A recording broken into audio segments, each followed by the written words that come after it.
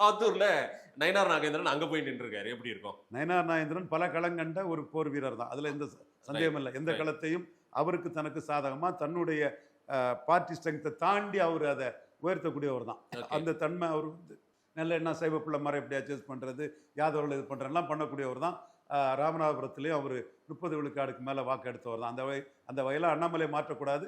மாற்றி போட்டதில் நயினார் வந்து தகுதியானவர். 2 இடத்துல 30 விழுக்காடு தாண்டினவருங்கிற கருத்தை சொன்னோம். இன்னைக்கு சாத்தூரில் பிரேமலதா அம்மையார் திமுக அணிக்கு வந்த பிறகு அவர் பிரேமலதா அம்மையார் அவங்களோட செல்வாக்கு இன்னைக்கு எப்படி கொடிகட்டி பறக்குங்கிறது இப்போ தப்பு கணக்கு போட்ட பலருக்கும் தெரிய வருது. திமுகவில் உள்ள அன்னைக்கு திராவிட இயக்க யார் யாருக்கு பிளஸ்? இப்போ பிரேமலதா வந்ததுனால சரி சாத்தூர்லேயே பிளஸ் இருக்கா என்ன திமுகவுக்கு? சாத்தூர்ல கடற்கரை நினைக்கிறேன் அந்த கேண்டிடேட். ஆமா, கடற்கரை ராஜ் பெரிய பிளஸ். அடுத்தபடியா கே.சார் அண்ணாச்சி எல்லாம் அருப்புக்கோட்டையில 26,000-30,000 ஓட்டுல ஜெயிப்பார். சரக்கு முறுக்கு செட்டியார் முறுக்குங்கிற மாதிரி திமுக அணி பிரேமலதா அம்மையார் ஆதரவு.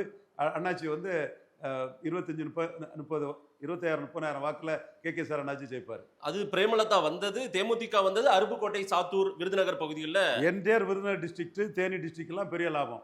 ஓகே. இங்க வட தமிழகத்திலும் மேற்கு தமிழகத்திலையும் போலரைசேஷன் பாயிண்ட்ல பெரிய லாபம்.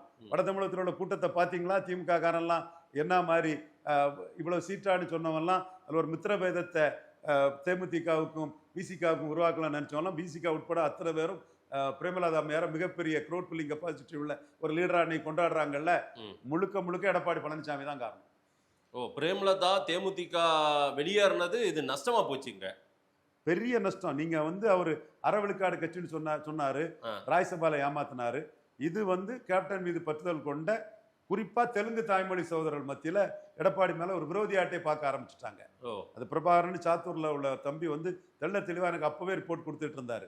இப்போ கூடுற கூட்டம் இதெல்லாம் பார்க்கும்போது விஜயகாந்த் மேல பற்றுதல் கொண்ட 10 விழுக்காடு அந்த வாக்காளர் அவங்களுடைய அந்த இம்பாக்ட், அதோட தாக்கம் இன்னைக்கு தெலுங்கு தாய்மொழி மக்கள் எடப்பாடி மேல கோபம் அடைகிறதும் தேமுதிகவுக்கு வரக்கூடிய கூட்டம் வந்து வட தமிழகத்திலையும் மேற்கு தமிழகம் போகல, மேற்கு தமிழகம் போகும்போது இன்னும் இதோட பெரிய லெவல்ல இருக்கும்.